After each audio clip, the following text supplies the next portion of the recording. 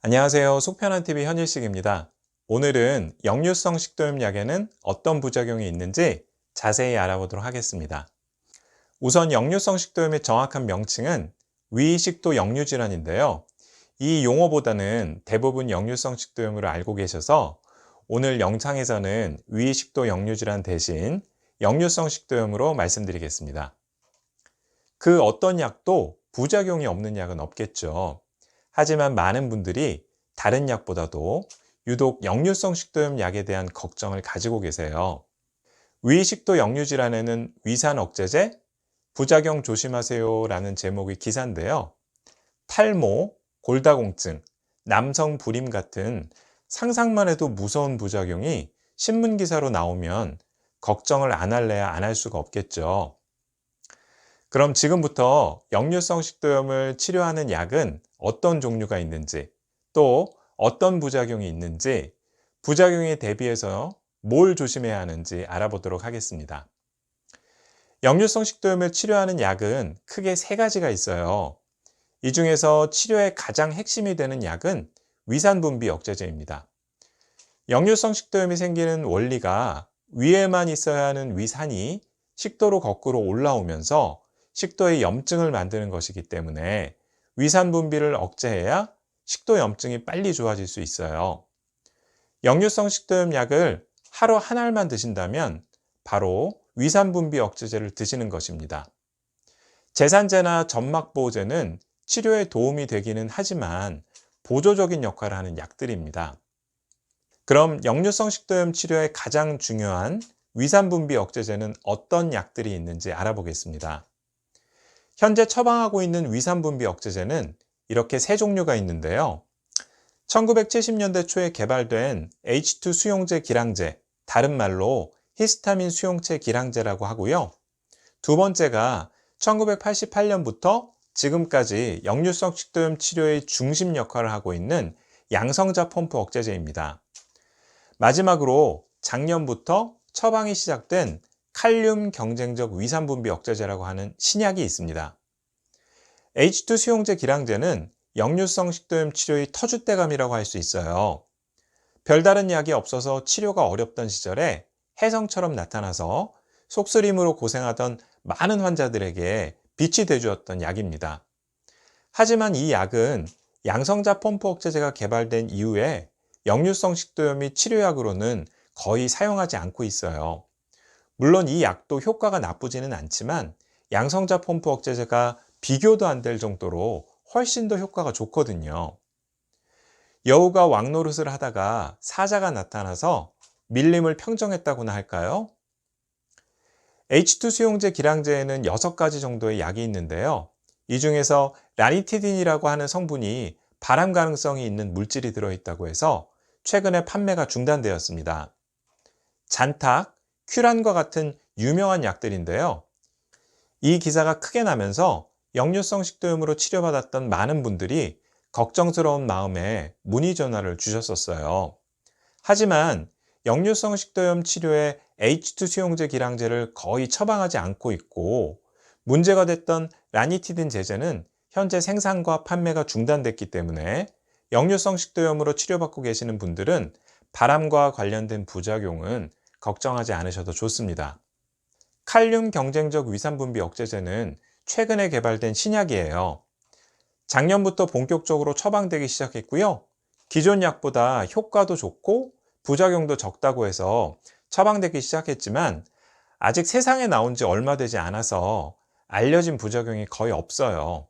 이 약이 얼마나 안전한지는 앞으로 더 지켜봐야 하겠습니다. 따라서 오늘 말씀드릴 역류성 식도염약의 부작용은 바로 PPI라고 부르는 양성자 펌프 억제제의 부작용입니다. 역류성 식도염 치료약이라고 하면 거의 대부분 이 약이 처방될 정도로 양성자 펌프 억제제는 역류성 식도염 치료의 대세라고 할 수 있어요. 현재 시중에 판매 중인 양성자 펌프 억제제 종류는 8가지가 있는데요. 성분 이름이 모두 다 프라졸로 끝나기 때문에 자신이 드시고 계신 약이 양성자 펌프 억제제인지 궁금하시면 인터넷에서 약 이름을 검색해 보세요. 드시는 약의 성분명에 프라졸이 있다면 양성자 펌프 억제제가 맞습니다. 양성자 펌프 억제제의 부작용은 짧은 기간 사용했을 때 나타날 수 있는 단기 부작용이 있고요.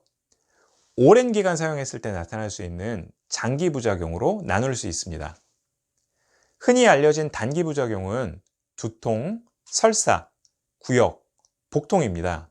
흔한 부작용은 아니지만 이런 부작용이 나타날 경우에는 처방하신 의사 선생님께 말씀을 드려서 용량을 줄이거나 다른 양성자 펌프 억제제로 바꾸면 부작용을 해결할 수 있습니다. 이런 단기 부작용은 몸이 불편해서 문제지 해가 되는 것은 아니기 때문에 크게 걱정하실 정도는 아니에요. 지금부터는 양성자 펌프 억제제를 오랜 기간 사용했을 때 나타나는 장기 부작용에 대해 말씀드리겠습니다.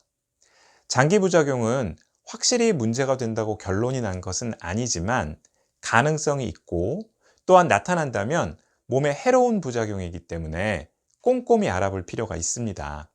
지금까지 의학 문헌과 언론에서 거론된 부작용 가능성은 어떤 것이 있는지 살펴보도록 하겠습니다. 지금부터 보여드릴 사진은 소화기 질환에 있어서 가장 권위가 높은 의학 잡지인 게스트로엔테롤로지에 2017년에 발표된 내용입니다. 양성자 펌프 억제제의 부작용이 우려되는 장기를 그림으로 나타냈는데요. 몇 개의 장기를 제외하고는 머리부터 발끝까지 어느 곳 하나 빠지는 데가 없습니다. 우선 뇌에 미칠 수 있는 영향으로 치매와 소위 말하는 중풍, 뇌경색의 가능성이 있다고 했고요. 다음으로 폐에는 폐렴, 심장에는 심근경색, 간에는 간경변 환자에서 간성혼수의 발생 가능성이 있다고 하였습니다. 피부는 자가면역 질환인 아급성 피부홍반 루푸스, 근육에는 근육세포가 깨지는 횡문근 융해증의 가능성이 있다고 했습니다. 다음은 빈혈과 간경변 환자에서 복수에 있는 세균이 염증을 일으키는 자발성 세균성 복막염 가능성이 있다고 했고요. 또한 위에는 위저선 용종이라고 하는 용종을 만들 수 있고 콩팥에 급성 간질 신장염이나 만성 신부전의 발생 가능성이 있다고 했습니다. 마지막으로 소장에 세균이 과도하게 자라는 소장 세균 과증식이나 뼈가 약해져서 잘 부러지는 골다공증, 그리고 흔히 장염이라고 말하는 세균성 대장염, 눈에는 보이지 않지만 현미경으로만 염증이 보이는 현미경 장염, 모두 양성자 펌프 억제제의 장기 부작용으로 나타날 수 있다고 했습니다. 지금까지 언급된 부작용만 16가지인데요. 치매나 뇌경색, 심근경색처럼 의사인 제가 들어도 무시무시한 병들이 부작용 가능성이 있다고 하니까 끙끙 앓으면 앓았지 약을 먹고 싶은 마음이 싹 사라지네요. 하지만 신문에도 나왔던 이런 부작용이 확실한 사실이라면 양성자 펌프 억제제는 당장 퇴출돼야 하지 않을까요? 네, 결론부터 말씀드리자면 양성자 펌프 억제제는 필요한 경우에 필요한 만큼만 사용하면 부작용 걱정은 크게 하지 않으셔도 좋습니다. 우선 언론에서 큰일이나 난 것처럼 기사화하는 것과는 달리 양성자 펌프 억제제의 부작용은 심각하지 않아요. 이 연구에서 내린 결론을 보면 지금까지 발표된 부작용 연구들은 그 근거가 미약하고 충분한 연관성이 없기 때문에 양성자 펌프 억제제를 적절히 사용하면 잃는 것보다는 얻는 것이 더 많다고 합니다. 작년에는 전 세계 33개국에서 참여한 대규모 연구가 발표됐는데요.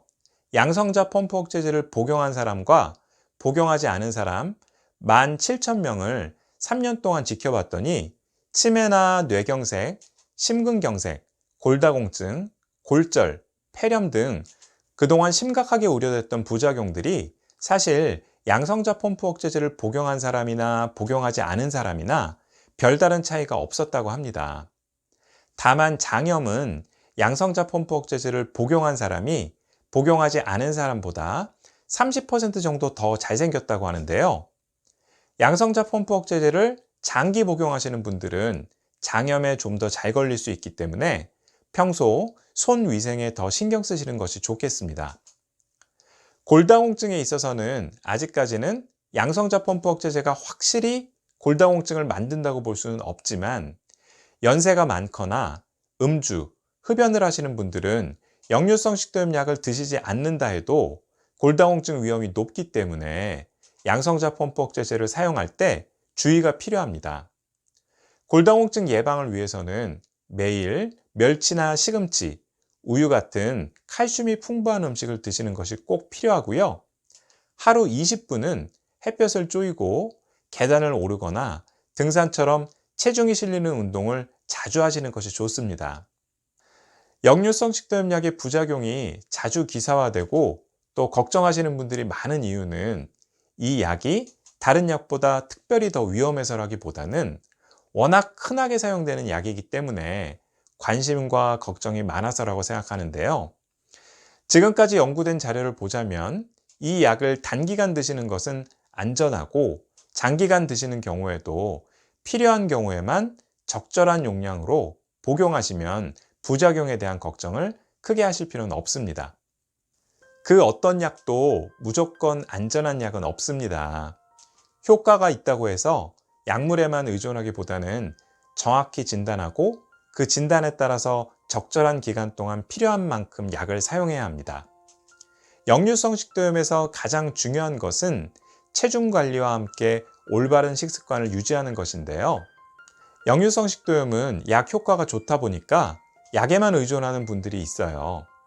정사정이 안 되는 경우에는 피치 못하게 오랫동안 약을 먹을 수도 있지만 역류성 식도염 약은 4주에서 8주 정도 표준 치료 기간을 지키고 생활 습관을 개선해서 약을 드시지 않더라도 증상 재발이 없도록 노력해야겠습니다. 네, 지금까지 속편한TV 시청해 주셔서 감사합니다. 마음이 편안해야 속도 편안합니다. 행복은 조건이 아니라 나의 선택이라는 말이 있듯이 어렵고 힘든 상황이지만 긍정적이고 좋은 생각을 하면 마음도 속도 편안해지실 수 있을 거예요. 다음 시간에는 좀 더 알차고 도움이 되는 영상으로 다시 찾아뵙겠습니다. 감사합니다. 구독과 알람 설정으로 매주 업데이트되는 속편한 건강 소식을 놓치지 마세요.